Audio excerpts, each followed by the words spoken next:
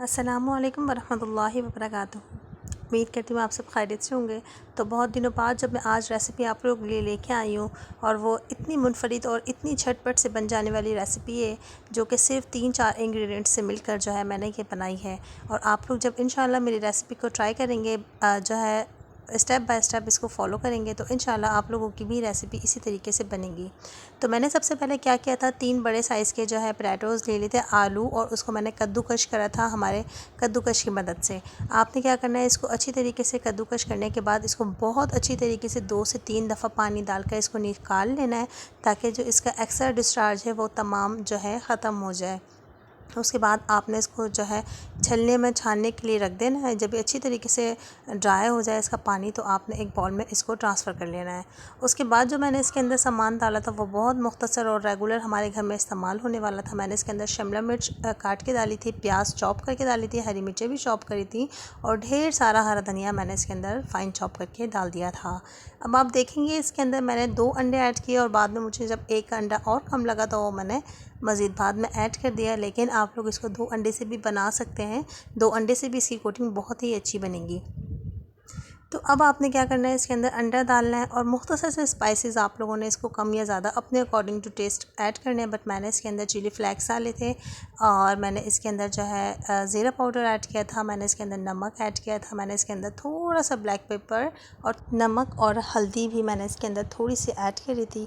और स्पाइसेस बढ़ाने के लिए आप इसके अंदर थोड़ी सी लाल मिर्च पिसी हुई भी ऐड कर सकते हैं। अगर आप लोग बच्चों के लिए बना रहे हैं तो उसको स्किप भी कर सकते हैं। तो अब मैंने इसको इन तमाम सामानों को जो है अच्छी तरीके से मिक्स किया। तो मुझे इस पोजीशन में आकर ऐसा लग रहा था कि अंडा की क्वांटिटी कम लग रही है, तो मैंने इसके अंदर एक मज़ीद ऐड कर दिया था। अदरवाइज़ मुझे बाद में जो है एहसास हुआ कि 2 अंडे से भी बहुत अच्छा बन सकता था। तो आप लोगों ने अगर 2 अंडे से बनाना चाहें तो वो लोग 2 अंडे से भी आप लोग उसको बना सकते हैं। जब तक ये मिक्स हो रहा था, मैंने इसको मीडियम टू लो फ्लेम पर जो है अपना जो है पैन जो है मैंने जिसके अंदर मुझे इसको बनाना था, मैंने उसको जो है रख दिया था मीडियम टू लो फ्लेम पर, ताकि वो अच्छी तरीके से प्री हीट हो जाए। और उसके बाद जब हम इसको इसके अंदर शिफ्ट करें बाउल में, पैन में, तो ये जो है बहुत देर ना लगाए पकाने में। ऑयल की क्वांटिटी भी बहुत ही आपने कम रखनी है। मैंने क्या करा था, थोड़ा सा ऑयल इसके अंदर डाला और पूरे पैन को उसी से ग्रीस कर लिया।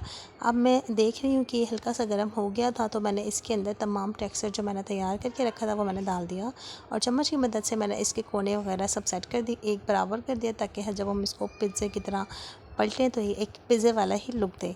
तो बहुत सारी चीज़ें, बहुत सारी ख़वातीन ऐसे सोचेंगी कि जी पता नहीं कैसा टेस्ट में बनेगा। जब आप लोग इसे ट्राई करेंगे ना, यकीनन मेरे कहने से एक दफ़ा आप लोग इसे ट्राई करें, लेकिन आप लोगों को ये इतना मज़ेदार लगेगा, क्योंकि इससे एक ये चीज़ होती है कि हम बहुत जो है टाइम की बचत हो जाती है, और एक नई चीज़ें बच्चों के लिए समझ लो, एक नई चीज़ें, एक अच्छी सी डिश रेडी हो जाती है।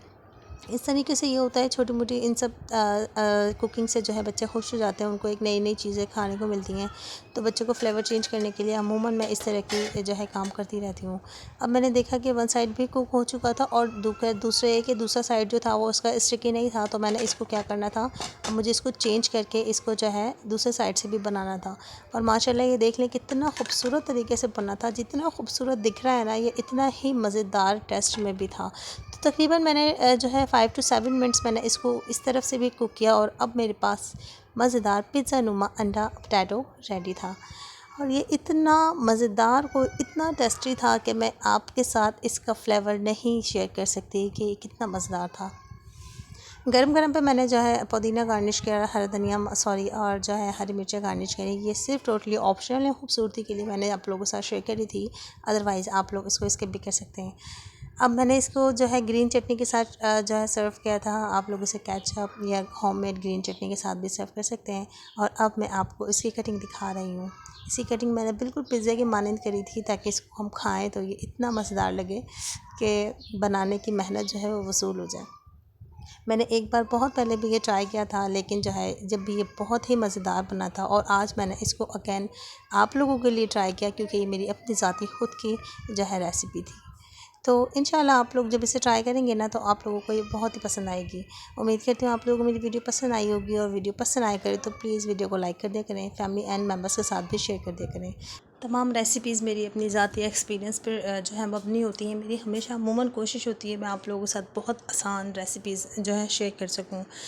मुल्क के हालात के से रिलेटेड हम लोग सभी जानते हैं कि कितनी महंगाई हुई हुई है। उस हिसाब से हमें अपने बच्चों को भी ट्रीट करना होता है, हस्बैंड्स को भी और घर वालों को भी देखना होता है, और सबसे बढ़ के अपने जेब को भी देखना होता है। कम खर्च में जब इतनी अच्छी चीज़ें हम घर में खुद ही बना सकते हैं तो बाहर से कुछ लाने और ख़रीदने की क्या ज़रूरत है।